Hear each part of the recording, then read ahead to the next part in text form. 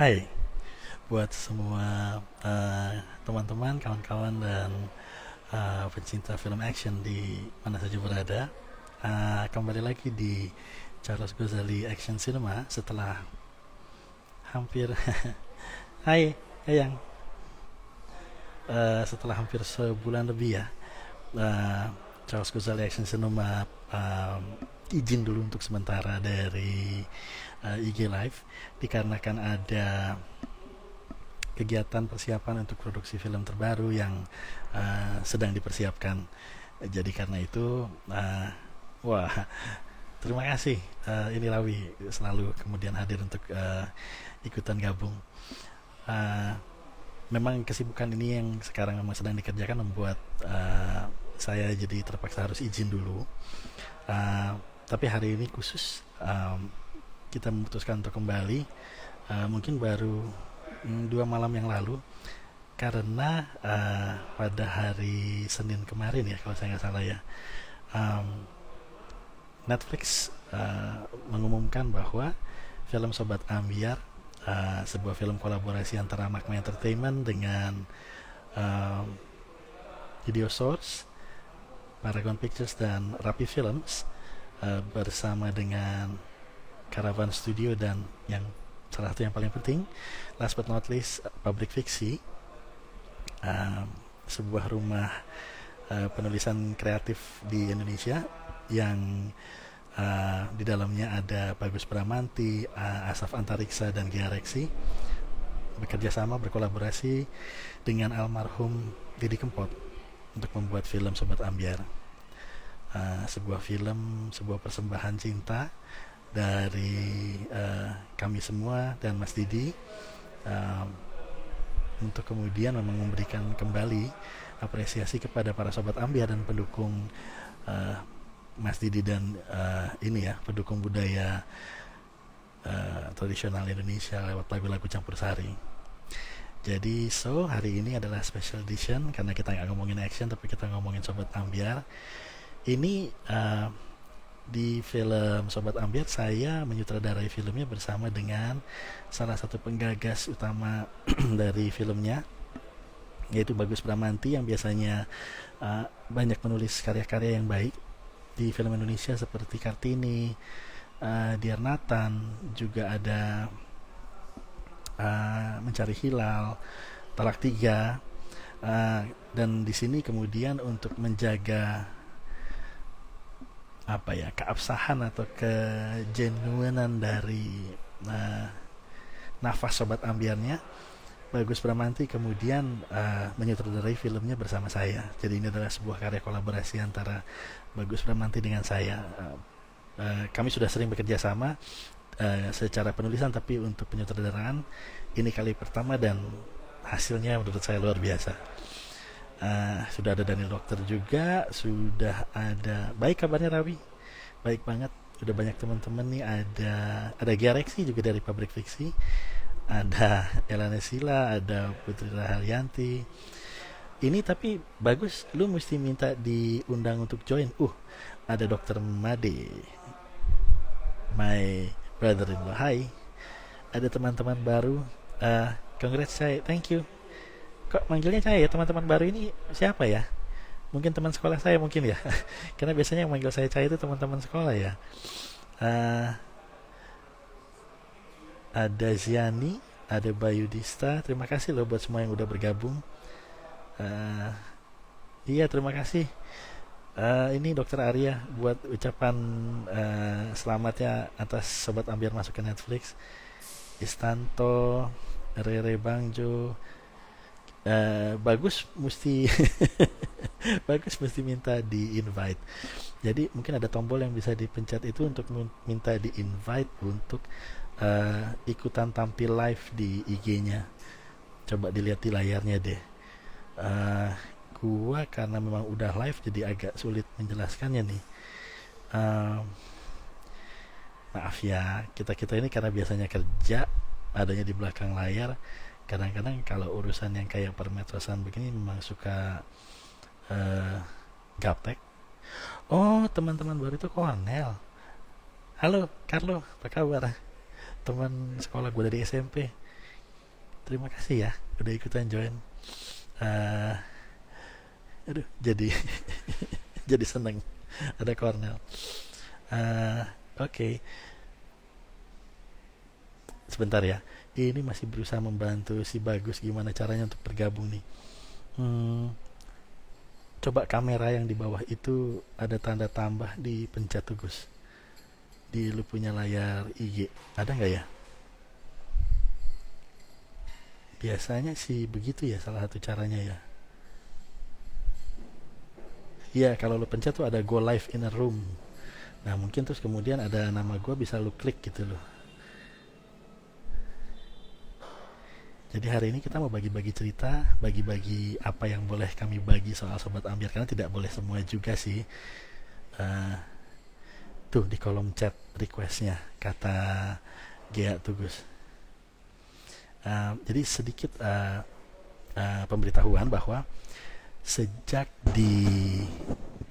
secara resmi Sobat Ambiar kemudian menjadi original content production dari Netflix yang kemudian bekerja sama dengan kami. Jadi semua materi promo maupun kegiatan, skema, maupun apa ya, apa yang mau dilakukan gitu loh dengan ininya, uh, dengan filmnya itu jadi diatur atau memang diprogram oleh Netflix, sehingga memang ada beberapa hal yang tidak bisa mungkin kita buka dulu di sini karena mereka sudah punya program atau penjadwalan tersendiri. Tapi apa yang bisa kita bagi pasti akan kita bagi hari ini, karena sebetulnya banyak juga yang nelpon, nanya, WA, bahkan dari media, para wartawan, teman-teman yang kemudian menghubungi saya maupun kakak saya Linda. Kalau misalnya kami belum bisa menjawab terlalu banyak, mohon maklum, mohon pengertiannya. Dan ya siapa tahu lewat sini mungkin ada bagian cerita yang bisa saya bagi bersama sutradara yang sama-sama menyutradarai Sobat Ambiar bersama saya, Bagus Romanti. Ini berdatangan bantuan buat Bagus. Gus, lihat nggak Gus? Ada yang bilang mungkin boleh coba keluar lalu join lagi. Ada yang bilang tanda mata nih, kata Cornell. Tanda mata, di atas ada mata, diklik terus request to join. Ada yang nanya, gue punya locker apa enggak? Kayaknya enggak deh, gue kayaknya enggak punya locker. Ada locker tapi di rumah. Masuk aja terus request to join, kata Daniel. Pojok kanan atas. Iya nih,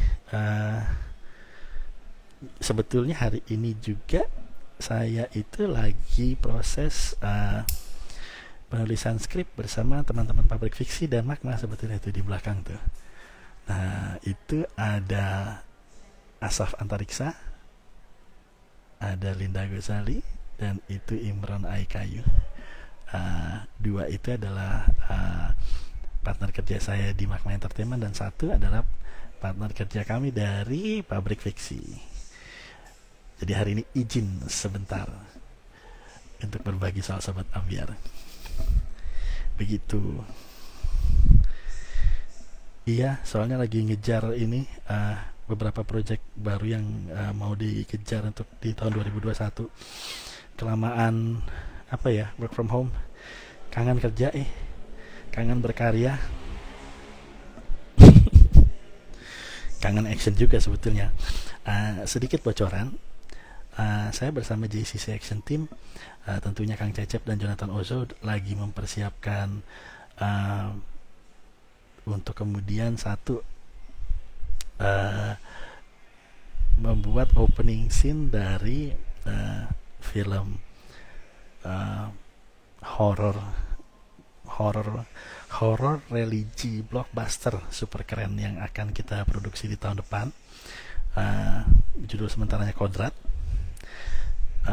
Dan satu lagi adalah sebuah film pendek yang akan menjadi showcase pertama dari JCC Action Team. Rencananya itu akan dikerjakan bersama antara kami dengan bintang yang saat ini direncanakan dan kemarin sudah sempat secara lisan kita berbicara, yaitu adalah Kang Cecep dan Kang Yayan.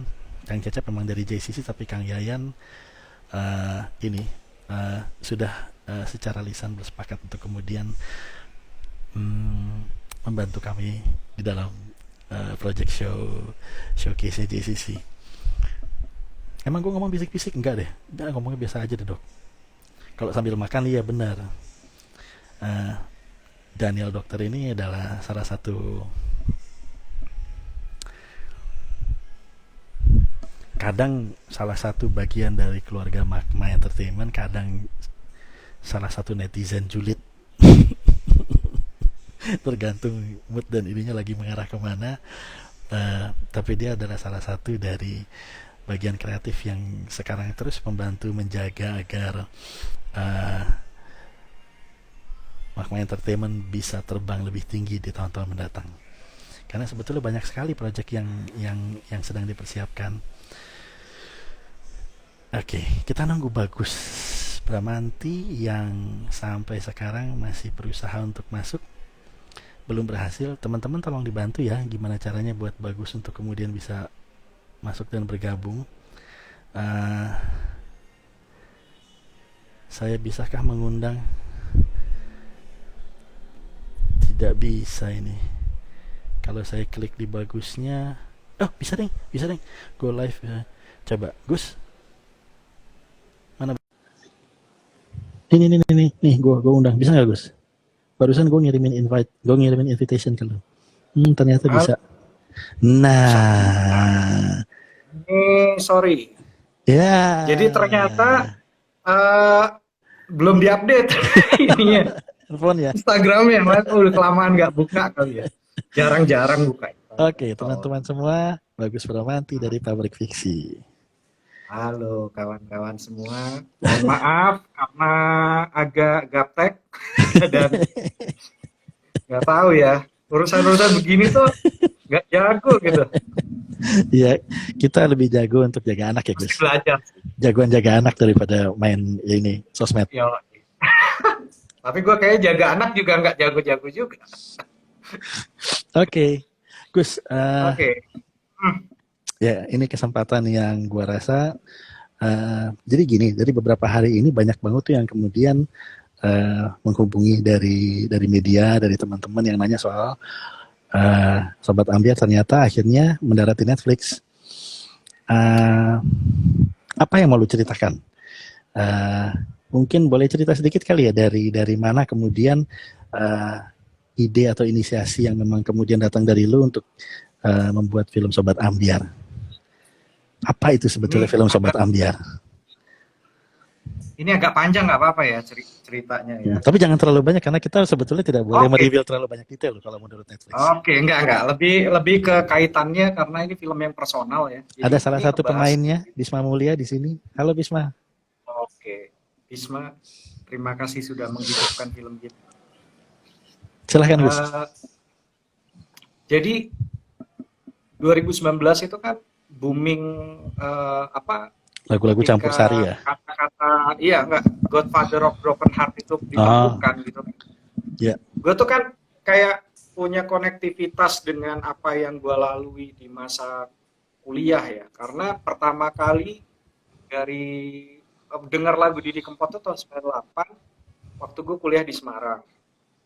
Nah itu seumur-umur belum pernah dengar. Terus di situ mulai mulai menyatulah dengan lagu-lagu itu. Cuma kan yang kemudian berbeda fenomenanya adalah pada saat itu tuh anak-anak muda itu kalau ngumpul mereka itu nyanyi lagu itu bareng-bareng di kos-kosan di mana, tapi ketika keluar rumah itu kayak bawa identitas, itu kayak guilty pleasure gitu loh zaman dulu itu. Jadi kumpulan gue kan anak-anak band tuh. Itu kalau bisa di luar mereka tidak mau ketahuan mereka dengerin lagunya Mas Didi. Really? Saat itu. Padahal kalau ngumpul bareng dan gini situasi anak kuliahan saat itu ya, gue pikir hampir di semua daerah di Jawa Tengah itu terjadi yang namanya Jakarta sentris banget. Jadi lo bayangin ya, temen gua itu nggak bisa masuk jadi penyiar radio saat itu karena logatnya Jawa. Itu kan ngeselin di Semarang padahal gitu. Jadi anak-anak dari luar Semarang yang kemudian punya logat asal tidak Jawa itu bisa jadi penyiar. Jadi gue nggak tahu ada semacam inferiority di kalang apa orang Jawa sendiri, anak muda Jawa sendiri waktu itu menilai produk-produk budaya Jawa, gitu, produk-produk populer. Nah, sampai kemudian sampailah gue ke sebuah hari di mana anak muda di anak muda Jawa kemudian dengan bangga menyanyikan lagu-lagu Jawa, mereka berkumpul dan merayakan itu secara terang-terangan, tidak lagi menjadi bagian guilty pleasure. Buat gue itu big deal gitu. Ada apa? Ada apa dengan semua ini? Kenapa setelah bayangin ya 98 ke 2019 tuh 20 tahunan kan ya. Kalau matematika aku buruk sih. Betul nggak sih? 20. Iya. 98 ke 2000 iya 20 tahun lebih kan. 21 tahun kan. Kok muncul lagi gitu kan. Nah, tapi terus kemudian kan dia datang dengan sebuah wajah yang sangat baru yang kemudian bisa diabsorb pada dunia sekarang gitu, dunia digital sekarang di mana gue terus merasa bahwa wah ini sesuatu yang mengingatkan gue pada masa-masa kuliah, masa-masa gue patah hati, masa-masa gue belum jadi siapa-siapa, ya sekarang juga belum jadi siapa-siapa sih, tapi lebih parah dulu kan kira-kira begitu gitu. Nah, sampai kemudian denger tagline Sobat Ambyar. Wah, ini keren banget. Orang kan mikirnya ada kalau politik itu sobat siapa Anies, sobat siapa gitu. Ini sobat Ambyar gitu kan. Jadi dilekatkan pada sesuatu yang unik, tetapi pada saat yang sama juga yang gue suka itu bagaimana kemudian berduyun-duyun laki-laki yang biasanya mengasumsikan menjunjung tinggi maskulinitas itu terus kemudian di situ menangis dan berjoget. Itu kan menarik tuh, bahwa ini perlawanan terhadap toxic masculinity ini real buat gue di komunitas Sobat Ambyar. Tapi gue nggak tahu nih ini mau diapain, terutama dengar patah hati dijogeti. Wah ini harus jadi sesuatu. Itu gelisah, gue nggak bisa tidur sampai gue mengalami insomnia karena hampir sebulan mungkin, hampir sebulan 2 bulan, karena gue merasa bahwa ini harus jadi sesuatu. Ini pesan yang sangat filmis, tapi mau berangkat dari mana? Karena kita tahu bahwa market kalau ini udah jadi film, meskipun ini film lokal kan, tapi yang nonton bukan cuman orang Jawa gitu. Gue udah ngerjain Yo West Band dan gue tahu bahwa daya pikatnya Yo West Band tidak hanya untuk orang Jawa, tetapi kontennya udah universal. Cuman titik masuknya dari mana, sampai akhirnya ketemu lah. Karena gue ngobrol sama Mas Blontang Pur, dan kalau Mas Blontang nonton ini, gue terima kasih sekali atas obrolan sore itu gitu, bahwa kita masuk dari sudut pandang, justru kita sudut pandangnya dari fans. Nah itu kan sesuatu yang menurut gue nggak akan ini dipikirkan orang, karena ada dua opsi itu, The Godfather of Broken Heart-nya atau Sobat Ambyarnya. Dan buat gue ketika masuk dari aspek fans, lebih membumi, lebih relate kepada kebanyakan orang, karena ya itulah yang kebaruan yang bisa kita capai. Justru kalau kita berangkat dari Mas Didinya almarhum gitu, ya akan sama dengan biopik yang lain, kan nggak punya nilai pembeda. Maksudnya ini kan akhirnya format yang dipilih adalah bagaimana kita sebagai fans merayakan fenomena Godfather of Broken Heart ini. Bagaimana kita terkoneksi dengan Bapak Patah Hati Nasional ini. Itu kan yang akhirnya wah, ini dapat nih point of view-nya dari sini. Terus obrolan dengan Mas Blontang itu kan berlanjut obrolan kita sore. Terus gue bilang bahwa waktu itu malah belum tahu ya. Judulnya akan Sobat Ambyar itu ya. Yang gue bilang, bro, Godfather of Broken Heart kita rilis Valentine. Oke, gitu. Dan berlanjutlah kemudian bergulirlah film ini, perjalanan produksi film ini dengan segala tantangan, berikut kemudahan dan kemudahan yang tidak diduga juga kan, banyak keajaiban yang datang gitu, yang kita nggak perkirakan, dan ternyata ngasih nilai tambah yang di luar dugaan untuk film ini gitu. Jadi satu, ini kan hal personal ya. Gua itu patah hati sampai pada level gini. Kalau ngomongin orang tuh kan mengalami fase di mana kalau kumpul keluarga ditanya kapan kawin, itu orang sampai nggak tega loh nanya gue kapan kawin, saking berantakannya hidup gue tuh. Kayak itu pertanyaan yang Dulu, advance banget dulu. dulu. Jadi pertanyaannya kapan lu mapan? Karena gue kayaknya tuh jadi beban orang tua gitu loh.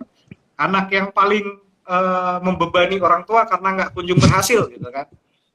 Tapi sampai kemudian kan bagaimana gue memaknai semua perjalanan kegagalan itu dan menjogetinya dalam tanda kutip sampai kemudian gue bisa menjogeti itu di film-film yang gue tulis gitu. Tapi yang ini kan spesial, dedicated, yang betul-betul merangkum semua kulminasi dari perasaan pahit yang pernah gue alami dan gue taruh di sini. Dan itu gue happy karena nggak semua kreator yang punya kesempatan untuk kemudian merangkum hidupnya dalam versi yang lain ya. Dan kemudian kayak mencelebrate pencapaian batiniah yang pernah dia capai gitu. Dan karena kalau orang merayakan kesuksesan yang real, punya mobil, punya apa dan sebagainya, itu kan mungkin hal yang umum dilakukan, tetapi hal-hal bagaimana kita melupakan, move on, kemudian menata hidup lagi itu kan subtil banget tuh. Yeah. Dan ini kan kesempatan yang kalau itu dijadiin film itu kan ya buat seorang kreator itu apa ya, sesuatu yang kalau gue akan bilang ke anak gue gitu, ini bukan cuma film yang ayah buat, tetapi sebetulnya sebagian besar perjalanan hidup dan rasa pahit ayah ada di sini gitu. Itu kan sesuatu yang beda gitu. Maksudnya kenangan yang kita tinggalin buat anak-anak kita gitu kalau kita filmmaker gitu kan. Nah, gue sih lebih sih. Ya, dan karena itu makanya kita cukup banyak dapat bantuan. Salah satunya ada Siska JKT yang juga baru bergabung. Hai Siska, apa kabar? Dan kalau misalnya ada yang bertanya, emang benar pada saat aku lagi mau membuat film itu ada sedikit kayak kejengahan dari masyarakat untuk kemudian dilihat atau dikenal sebagai pencinta lagu campur sari. Itu ternyata memang terjadi ya, dan menurut Bagus ini kan adalah kenyataan yang dia lihat sehari-hari di tempat di mana kemudian waktu itu Bagus berada di Semarang ya Gus ya? Dulu kuliah di Semarang dan cukup lama menghabiskan waktu di Semarang. Gue ada 10 tahunan kali, dan hidup gue kayak jalan di tempat lah di kota itu gitu, sampai akhirnya gue ke Jakarta kan. Iya. Ya itu, jadi Jakarta kan kota yang paling enggan lah untuk didatengin karena SMA gue juga di sana kan, dan gue nggak suka sebetulnya karena terlalu hektik gitu. Sementara di daerah itu kan kayak menikmati hidup banget gitu, tapi ya nggak kemana-mana. Sampai akhirnya ya udahlah, harus kembali lagi gitu, dan sekarang jadi seperti yang sekarang. Tapi kayak semua paket 10 tahun kehidupan gue itu kemudian kan bisa gue cipratin lah di film ini gitu, dengan iya, dan bahwa kemudian inisiasi yang mungkin diusulkan dari Mas Blontang yang kemudian ditangkap dengan baik oleh Bagus dengan mengangkat sudut pandang pendekatannya dari fansnya Mas Didi, dan efek dari karya-karyanya Mas Didi kepada anak-anak muda yang kemudian ada di Indonesia, sebagian yang kemudian kena dampak dari lagu-lagunya Mas Didi atau menjadi pendengar lagu-lagunya Mas Didi, itu kemudian justru menjadi salah satu nilai paling penting yang membuat Mas Didi Kempot almarhum satu, mau mendukung, memberikan izin kita menggunakan lagu-lagunya dan konsep dari cerita keberadaan dia sebagai seorang musisi dengan karya-karyanya yang kemudian didengar masyarakat. Dan kedua, membuat Pak D kemudian juga berkenan bahkan saat kita minta beliau untuk ikut jadi salah satu eksekutif produser dari filmnya gitu. Jadi sehingga kemudian almarhum Pak Didi itu memang ada di dalam jajaran eksekutif produser, jadi bukan hanya sebagai pencipta lagu yang juga ikutan tampil di dalam filmnya. Itu pintu masuknya sebenarnya dari situ yang kalau misalnya Bagus bilang tadi, gini, setelah hampir lebih dari 20 tahun berkecimpung di industri entertainment atau industri film di Indonesia, gue bisa bilang bahwa setiap produksi itu punya rezekinya sendiri-sendiri. Nah, Sobat Ambiar ini sangat unik karena salah satu yang paling tidak mudah untuk kemudian dituntaskan atau diwujudkan. Dalam perjalanan mewujudkannya itu ada aja cobaan yang selalu muncul.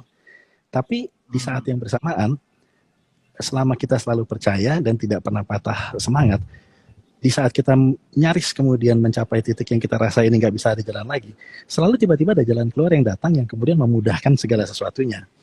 Itu terbukti dan bagus sebagai penulis dan juga kemudian saudara melihat banyak sekali hal bagus 2 kali masuk rumah sakit selama syuting Sobat Ambiar. Enggak, 2 hari bukan 2 kali. 2 hari bukan 2 kali ya? 2 hari masuk rumah sakit ya. Masuk rumah sakit. Bahwa itu kemudian salah obat, asam lambungnya naik gara-gara minum obat radang punya impact ke asam lambung gitu. Akhirnya tumbangnya jadi gara-gara itu gitu. Tapi ya itu pelajaran penting sih, bahwa kehilangan 2 hari itu deg-degan sih, nggak bisa tenang juga di opam gitu. Memang itu kita jadi mimpinya itu mimpi syuting terus gitu. Karena lu care sama proyeknya, lu care sama apa yang kemudian sedang terjadi. Tetapi memang kita hanya bisa ya gini, salah satunya ya cobaan tantangan lain yang ada adalah kita itu nggak bisa kemudian menata waktu yang cukup untuk persiapan, untuk penulisan skrip itu harus dikejar sampai menjelang hari syuting. Dikarenakan schedule-nya Mas Didi itu di tahun 2019 dalam 1 tahun penuh dia nyaris tidak ada 1 hari pun tanpa show, dan show-nya itu dalam 1 hari bisa lebih dari 1 atau 2 lokasi. Jadi kadang-kadang bahkan bisa pindah kota. 365 hari guys, itu dia nyaris tidak ada 1 hari pun yang off. Nah, kondisi itu kemudian membuat kita pada saat kemudian bahkan mencoba agar bisa memaksimalkan harinya masih tidak terlalu banyak dalam syuting, itu sangat sulit. Jadi kita kemudian terpaksa dalam tanda kutip mengikuti schedule yang ada, walaupun hanya setengah hari, dimanapun kemudian kita bisa nyelip, kita itu harus kemudian memindahkan semua jadwal, schedule maupun lokasi untuk mengikuti itu. Tantangan yang sangat sulit dan kemudian secara produksi itu sangat tidak proper. Tapi kalau dilihat kalau tadi nih ya, di mana kemudian plus poinnya? Pertama memang luar biasa mungkin sakit kepala dan kemudian pusing dan kemudian susah dalam kemudian menjaga agar semuanya hasilnya tetap baik walaupun prosesnya tidak proper. Tapi coba deh, kalau itu tidak kita lakukan, kita selesai syuting pulang dari Solo, kita pulang dari Solo 2 hari kemudian Gunung Merapi meletus. Langsung kemudian hujan. Dan seluruh Slamet Riyadi itu ketutup sama debu. Nah, seminggu kemudian itu Pak D mengadakan konser yang kemudian konser amal yang bisa mendatangkan hampir 7 miliar rupiah yang kemudian disumbangkan semuanya, dan kurang dari total dari itu kemudian kurang dari 2 hari. Jadi sekitar setelah dia pulang 7 hari mengadakan itu, 2 hari kemudian kita balik ke Solo untuk pemotretan khusus untuk poster. Yang tadinya pikir apa secara budget tuh nggak praktis gitu, baru pulang nggak ada 2 minggu, nggak ada 10 hari balik lagi, cuman buat motret, cuma untuk foto terus balik lagi ke Jakarta. Tapi kalau itu nggak kita lakukan, coba Gus, waktu itu kita nggak foto, kurang dari 3 minggu ya atau 2 minggu setelah kita balik, Pak Didi pulang. Jadi semua itu kayak seperti udah diatur, semua kayak memang sudah pada jalannya. Ya kita ketibaan rezeki sih. Bahwa kemudian ada tanggung jawab dan berkat yang kemudian dititipkan lewat film Sobat Ambiar karya terakhirnya Mas Didi di kita. Dan gua rasa ya seperti yang dibilang tadi, tidak banyak seniman yang kemudian juga bisa mendapat kesempatan membuat karya-karya seperti ini. Ya, betul. Lalu kemudian nih, saat filmnya mau rilis, pandemi berkepanjangan, bioskop sampai hari ini belum kembali ke kondisi normal, walaupun sebetulnya sudah mulai dibuka, dan gue udah nonton ke bioskop, gue kangen banget tuh begitu gue nonton ke bioskop, gue senangnya luar biasa. Tapi at the same time kemudian sebagai orang yang punya film dan punya investasi dalam jumlah angka yang besar, para eksekutif produser kan pasti kemudian berpikir ya bahwa satu, mengembalikan biaya yang kemudian telah dikeluarkan, itu tanggung jawab investasi. Tapi yang kedua juga bagaimana agar filmnya nggak cuma diputar dalam waktu yang singkat, yang bisa nonton juga tidak banyak karena kondisi pandemi, lalu kemudian filmnya hilang. Nah, di saat kondisi seperti ini, datanglah kemudian Netflix dengan tawarannya yang bahkan mengatakan bahwa Sobat Ambiar, ini yang para kuratornya Netflix yang datang, ada yang dari Singapura, ada yang dari Australia atau dari mana deh gitu. Tapi mereka ini bukan orang Indonesia sebagian besar, dan tetapi mereka kemudian mengatakan bahwa Sobat Ambiar adalah salah satu, if not the one, uh, original content dari Indonesia yang paling bisa mereka terima secara emosi dari tontonan, secara penyampaian bukan hanya maksud cerita tapi emosi yang kemudian kita sampaikan ke penonton, itu salah satu yang paling mereka bisa terima dengan baik. Karena itu kemudian pada saat diumumkan kemarin tertulis bahwa Sobat Ambiar akan dilepas atau dirilis worldwide, tidak hanya di Indonesia dan beberapa negara besar gitu, atau hanya di isi di area di Asia, tapi bahkan worldwide. Jadi satu kebahagiaan dan kelegaan juga, karena kalau teman-teman nanti nonton filmnya, itu di openingnya Mas Didi ada memberikan pesan khusus kepada para penonton dan Sobat Ambiar tentunya yang memang merupakan pendukungnya Mas Didi selama ini, bahwa karya ini dikembalikan beliau juga sebagai eksekutif produser kepada semua yang selama ini mendukung, dengan harapan bahwa apresiasi ini bukan hanya bisa dinikmati dalam negeri tapi juga mendunia. Dengan diambil Netflix dan kemudian dirilis worldwide, harapannya Mas Didi jadi tercapai. Jadi memang selalu ada jalan, gue percaya, dan memang sudah menjadi kenyataan. Ya mudah-mudahan Sobat Ambiar menjadi salah satu bagian yang membuat karya-karyanya Mas Didi bisa terus dikenang dan abadi. Ya. Gitu ya.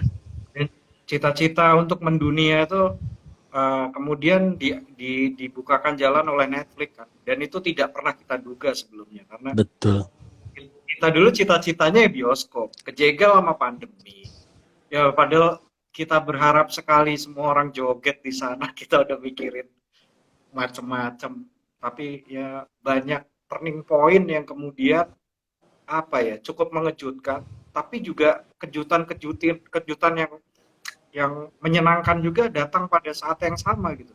Iya. Ya ini udah jalannya mungkin memang akhirnya dunia harus mengenal campur sari lewat cara ini. Dan yang gue pikir lo juga ngerasain sih bagaimana kita merindukan sesuatu yang nggak mungkin kita dapat, itu kan respon dan reaksi komentar almarhum terhadap apa yang udah kita kerjain, itu yang nggak akan kita bisa dengar lagi. Iya. Itu kalau selalu mengingat itu tuh kayak, aduh, gue bikin film sampai sakit 2 hari di opnam gitu ya, cuma pengen denger satu komentar dari satu orang dan gue nggak bisa denger lagi, tapi ya harus dijogeti. betul. Iya. Gimana lagi? Bahwa pesannya Mas Didi, patah hati ya dijogeti, itu punya makna yang ternyata sangat dalam. Dia bukan cuma bicara kalau lo lagi pacaran, naksir seseorang kemudian patah hati, enggak. Tapi bahwa kemudian patah hati dari segi dalam hidup itu kemudian banyak cobaan yang mungkin nggak bisa tercapai, kehidupan, kesejahteraan keluarga dan segala macam. Iya memang harus dijogeti, bahwa kita kemudian harus move on. Mas Didi juga ada ngomong Gus yang lu bilang, patah hati tidak selamanya, karena kebahagiaan itu juga adalah bagian dari satu perubahan yang juga pasti akan terjadi kan? Dia ada bilang, saya ingat gue, mungkin secara verbatim nggak terlalu tepat, tetapi kalau mau nangis, patah hati boleh aja, tapi harus ingat hidup ini tidak bisa dinafkahi dengan tangismu. Itu yang dia bilang. Urip iki ora iso diragati nganggo tangismu. Itu menurut gue sesuatu yang besar. Jadi memang ya patah hati di joget itu how to accept something in the best way lah. Maksudnya ya kita memang jalan kita untuk dewasa ya dengan belajar menerima itu. Jadi makanya waktu denger tagline itu gue sampai nggak tidur, dan gue gue insomnia loh saat itu. Gue tuh nggak pernah minum alkohol, tapi di masa-masa itu asisten penulis gue tuh si Dharma dan sebagainya, gue suruh beli anggur merah atau apa, cuma gue pikir alkohol bisa membuat gue tidur. Ternyata setelah gue riset, ternyata enggak, malah bikin stres. Jadi udah beli ngoceh, gitu, bikin ngoceh. yang ngabisin mereka gitu. Karena gue juga nggak ini ya, tapi memang itu kan menggelisahkan. Karena buat gue ini pesan untuk dunia. Ini sesuatu yang universal dan semua orang harus tahu nih filosofi ini. Tapi gimana ya, format apa yang bisa kita sampaikan yang paling pas, paling terasa humble, paling terasa membumi, dan terasa ini memang hidup gue di situ gitu.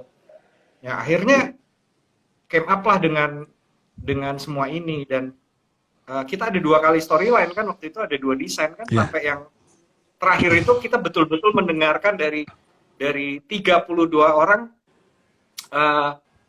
penggemar lagunya almarhum Mas Didi. Kita mendengar langsung dari Sobat Ambyar itu 32 orang, kalau nggak salah 4 klaster dari usia dalam waktu SMA yang sangat singkat. 5, ya dalam waktu sangat singkat. Pabrik Fiksi masih melakukan FGD untuk menulis skenario-nya. Iya, FGD. Untuk menulis skenario Sobat Ambyar. Dan ternyata mengkonfirmasi aja kepahitan semua orang tuh sama ternyata. Patah hati semua orang tuh sama, dan makanya film ini memang film dari Sobat Ambyar untuk Sobat Ambyar. Itu memang voice-nya Sobat Ambyar. Gue kan Sobat Ambyar, bro. Cuma dan legitimate banget sebagai Sobat Ambyar, cuman udah bisa joget kan. Jadi ya yang gini gitu. Nah, ada yang nanya tuh, aku lagi selama syuting joget nggak sama Pak Didi? Kalau lihat di openingnya film Sobat Ambyar nanti ada potongan klip di mana Bagus Bramanti joget kayak orang lagi mabok ciu itu, sambil udah goyang kayak sampai mabok ciu. Monitor bodo amat ya. Sampai lu ngamuk-ngamuk. Udah gue percaya sama Hani. Ini nggak ada, karena kapan, coba bayangkan itu joget terakhir gue di konser Mas Didi. Dan gue tidak menyesal lakukan itu. Gua sayangnya gak joget hari itu, berlarian. Iya. Dan kita nggak ada yang tahu bahwa itu terakhir ya. Mungkin terakhir, momen terakhir. Gue kan sempat datang ke konser yang di Taman Palem ya, sama Bisma, sama Siska, JKT, terus sama Denira itu. Ya, Siska sama Denira sama Bisma naik panggung nyanyi bareng Mas Didi. Ya, naik panggung waktu itu. Nah, yang kedua kan di momen syuting itu. Dan gue pikir setelah ini akan ada momen. Gue nggak pernah menyangka bahwa itu momen joget dan kita dengar langsung Mas Didi itu rasanya untuk kita ya hari itulah gitu waktu itu gitu. Tapi ya ada yang rekam nggak? Ada. Kan ada di opening. Kayak orang gila. Ada di opening. Oh, ada di opening. Ada. Anjir. Di opening kayak orang ada. Gila gitu. Itu semua IP pada teriak, ini apa maksudnya gambar ini, Charles? Gue bilang, itu director sampai joget begitu, gue bilang. Itu namanya film ini dibuat pakai hati. Gue sebetulnya setuju sih dengan para IP gitu. Kalau komplain soal itu emang harusnya emang dicabut aja sih. Gue bilang itu buktinya itu. Di saat kita berjuang setengah ampun, kan ada yang kelihatan ini lagi syuting di sini, Mas Didi lagi nyanyi, di belakang gue lagi ribut sama siapa gitu, lagi masuk. Ini gak bisa. Tapi di saat yang bersamaan juga, lihat deh, ini sampai sutradaranya salah satunya joget sampai kayak mabuk ciu gitu di tengah-tengah set. Ini karena kan yang kita nggak bisa kasih tahu semua orang adalah seberapapun kemudian lu pusing dalam kondisi pusing lagi syuting karena apapun juga, itu Mas Didi begitu nyanyi ya, suaranya begitu keluar dan menggema, itu percaya gue deh teman-teman, apalagi yang suka campur sari atau Mas Didi, lu hanyut. Gue yang begini nih, tampang muka dan ininya ya gitu. Almarhum Gusti Heru dari Keraton Surakarta Solo pernah bilang, ini jenengmu siapa? Charles Gozali, kok lucu ya, kayak Muhammad Yesus gitu namanya. Ini nggak matching, dia bilang. Ini nggak matching. Paradoks memang namanya. Iya. Namanya sangat paradoks. Tapi yang kayak begini, itu begitu lagi pusing-pusing udah sampai jongkok, kepala udah mau begini. Begitu dengar suara Mas Didi mengalun, wah, nggak bisa sih, nggak goyang. Iya, betul. Padahal kita lagi stres, titik frustasi cukup tinggi karena tekanan waktu kita cuma punya 2 jam ya untuk syuting, dan 2 jam. 2 jam itu dua scene, semua dua scene konser besar dengan 2 kostum dan 2 setting yang berbeda. Dan kalau 2 jam itu nggak achieve, kita nggak tahu kapan lagi bisa punya waktu kan.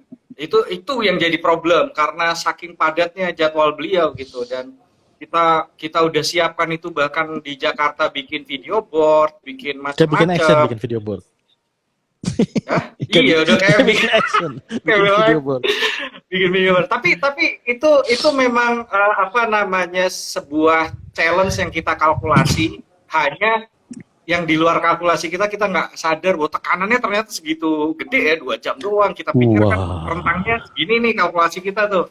Tapi alhamdulillah semua ini sih dapat. Cuma 1 doang yang waktu itu gue nyesel, kenapa nggak waktu itu gue ambil juga ya, voice over. Ada 1 line dialog ya, kalau hari itu urip itu aduh, itu kalau kita ambil suaranya doang walaupun nggak ada visualnya, tapi ya mungkin kita emang waktu itu dalam kondisi yang memang lelah ya, memang hari itu semua.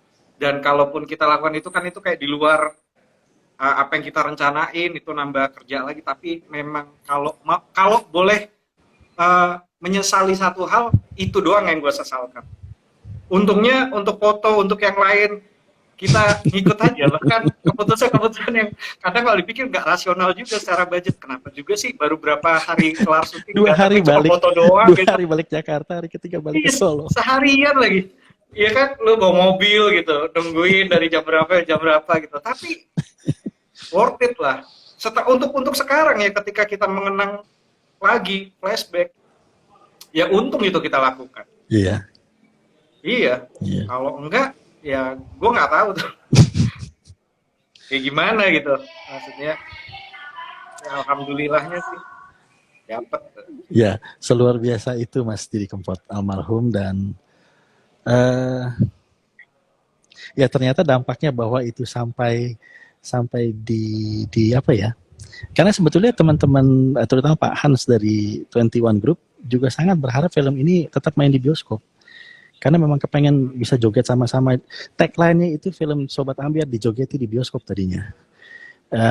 Ya memang, tapi Pak Hans dengan sangat bijak ya, setelah mengetahui kondisi kita, berpikir juga soal jarak antara kepulangan Mas Didi almarhum dengan waktu film ditayangkan, memikirkan kemudian dampak dan keinginan kerinduan para Sobat Ambyar. Itu Pak Hans dari 21 Group dengan sangat bijak kemudian bahkan memberikan restunya. Udah deh gitu loh, ke Netflix gitu loh, it's okay.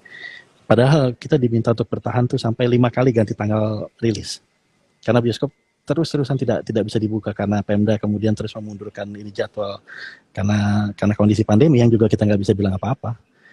Jadi semoga nuansa magis yang kita rasakan pada saat kita lagi syuting di lapangan, saat kita nonton hasil editing yang belum final itu lewat layar komputer yang kecil, tapi kita merasakan ada efek magisnya ya. Semoga itu tetap bisa dirasakan teman-teman semua saat nonton di Netflix nanti. Iya, itu kita harapannya itu, karena semua udah dijalani gini, tantangannya besar, tapi kita menjalani itu dengan sangat gembira gitu. Semua proses itu, bahkan gue ngobrol sama Nuki itu kalau nggak salah sempat telepon-teleponan gitu. Semua kru juga happy dengan prosesnya. Kita tuh emang kerja pakai hati lah waktu itu. 65-70% filmnya berbahasa Jawa. Ya. Ternyata malah mendunia ya. Dan kuratornya orang Singapura, orang Australia. Kuratornya orang Singapura, orang Singapura. Ya berarti vibe dari film ini kan nyampe, resonate lah ke penonton gitu kan. Iya. Itu yang penting gitu. Nah. Dan ini sepertinya masalah universal gitu. Semua orang pernah patah hati. Kan di Magma Entertainment ada Daniel Dokter kan. Bagi para penikmat film atau moviegoers di Indonesia atau para netizen julid pasti tahu siapa itu Daniel Dokter. Dia itu tidak pernah kemudian tidak berteriak pada saat membaca sebuah skenario atau desain produksi dari sebuah film yang ada di Magma. Hanya untuk Sobat Ambyar dia tidak berteriak. Karena dia nggak ngerti apa yang dia baca. Nggak ngerti. 70% berbahasa Jawa, dia nggak ngerti apa yang dia baca. Dan Pak Sunil juga. Pak Sunil Samtani dari Rapi Films ikut mendukung filmnya karena kemudian percaya akan kehebatan dari euforia dan karisma Pak Didi sendiri. Dia baca skrip, dia bilang pertama sama kakakku, executive producer, Bu Linda. Terus Linda tanya, Pak, how's the script? Is it good? Lucu nggak? Begini, this is the first script. Kita mau pikir, wah dia mau bilang apa? Skenario pertama, the first script yang saya cuma bertahan baca sampai halaman ketiga. Karena saya nggak ngerti halaman 1, 2 itu yang saya baca itu isinya apa. Jadi dia bilang halaman ketiga saya nyerah.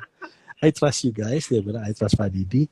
Mereka tuh baru benar-benar ngerti itu isi filmnya apa pada saat ngelihat editing draft ke-4 dan ketiga apa 4 ya? Yang udah mulai subtitle ketiga iya, sih previewnya. Nah itu karena sama Rian Purwoko dengan baik hati dikasih subtitle. Itu Daniel baru ketawa, nontonnya gitu baru ketawa. Gue bilang telat banget lo udah draft ketiga tuh baru ketawa.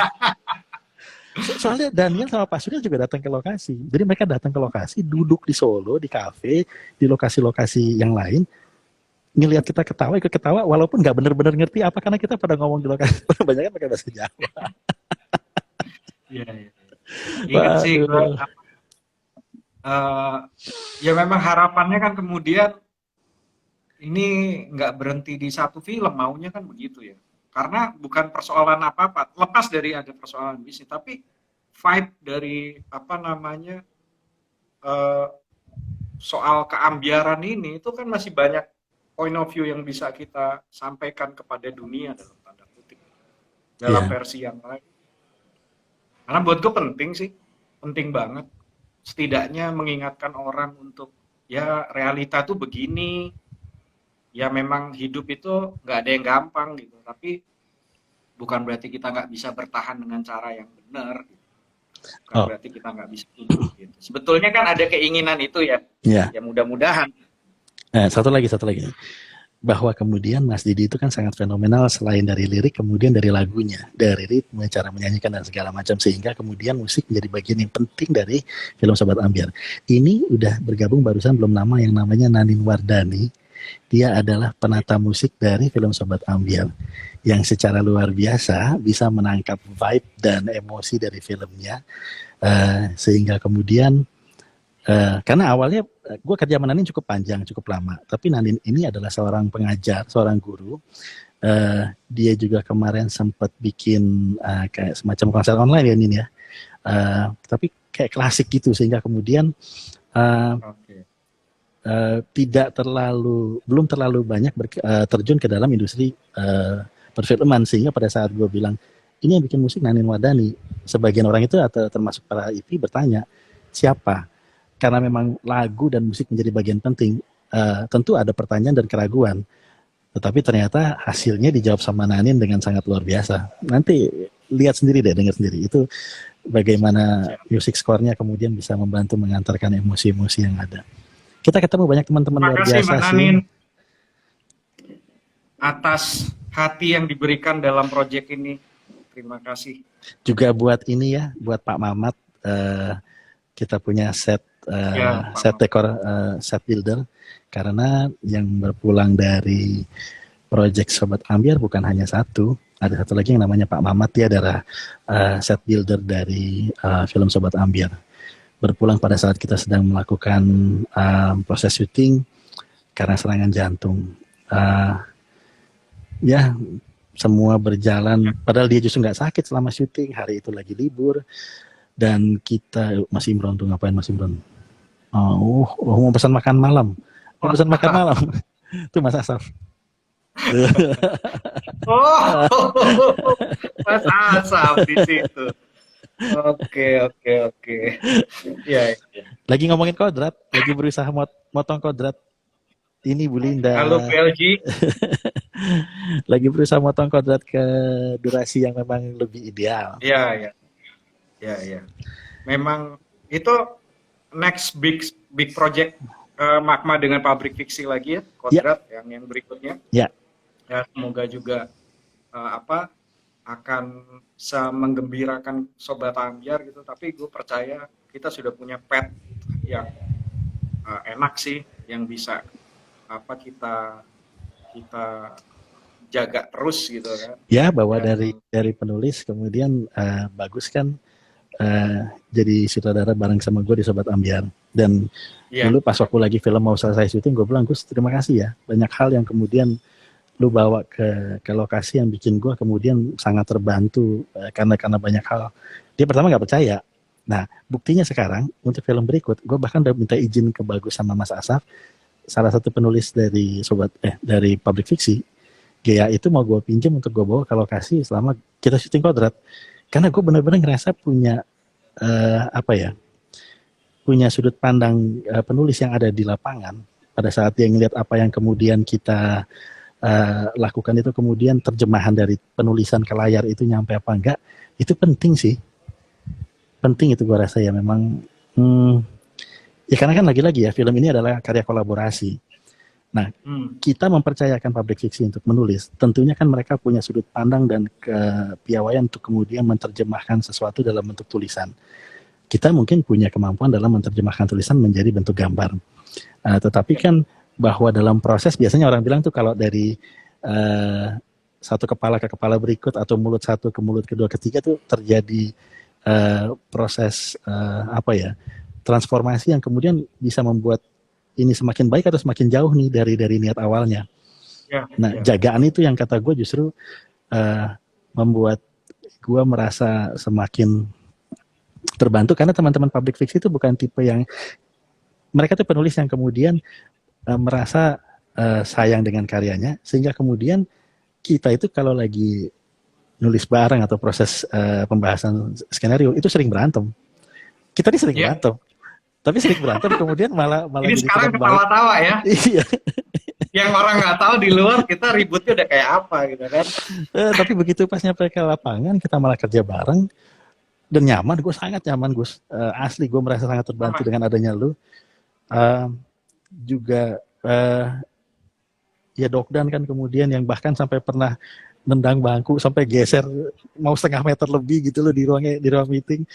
Tapi kan kemudian itu apa ya, itu kayak merupakan satu dinamika yang terjadi saat proses.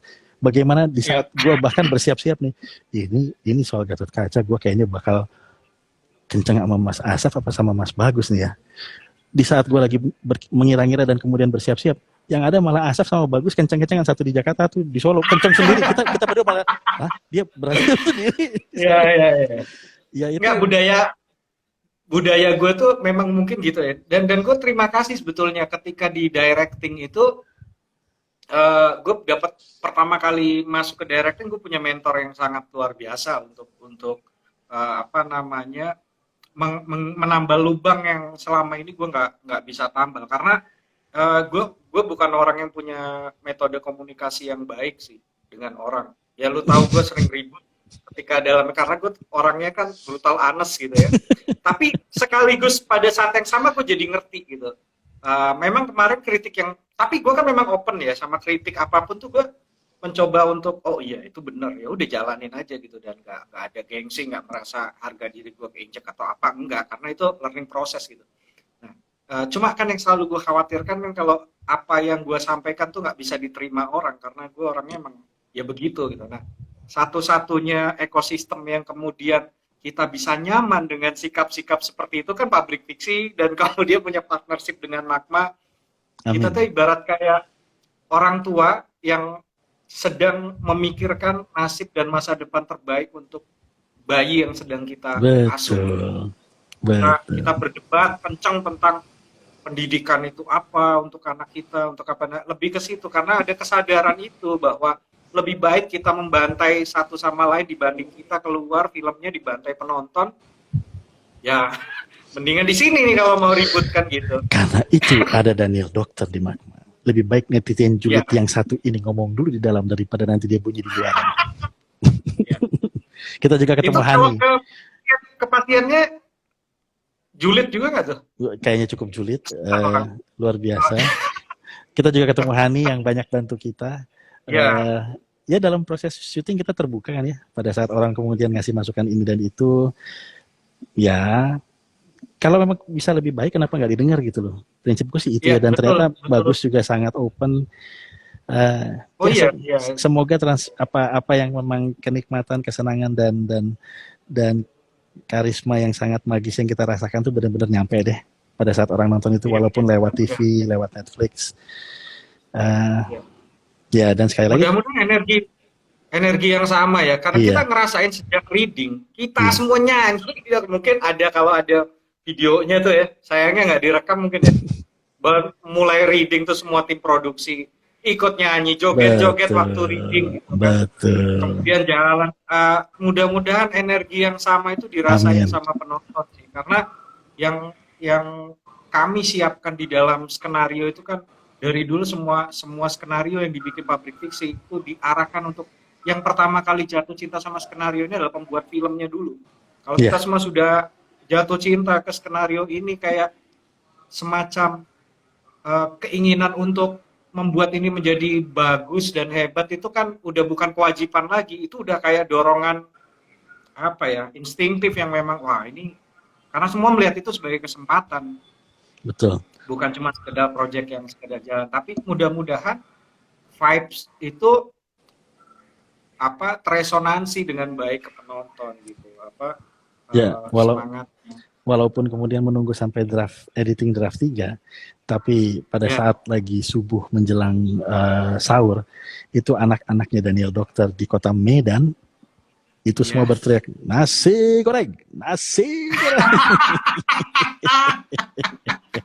Dia cerita ke gue, Oke. itu gue ketawa luar Dan biasa. sebetulnya itu karakter real yang memang pernah gue alami di Semarang. Jadi memang karakter jual nasi goreng itu namanya Slamet, dan kalau nggak salah ya mungkin dia lihat obrolan kita, gue nggak tahu juga ya. Kalau di WhatsApp grup ada yang kemudian broadcast itu gitu ya. Tapi memang itu ya, gue berterima kasih punya waktu dalam hidup gue untuk mengenal karakter yang sangat aneh ini. Jadi lu bayangin ada kafe bos, kafe jualan kopi dan sebagainya, kayak kafe-kafe Jakarta, tiba-tiba tukang nasi goreng masuk, nasi goreng. Dia baru baru mau keluar kalau ada yang beli nasi goreng. Tapi agak susah kan membawa se ekstrim itu. Tapi itu real real karakter. Jadi gue tinggal tinggal mengembangkan dari apa yang sudah ada dalam realitas.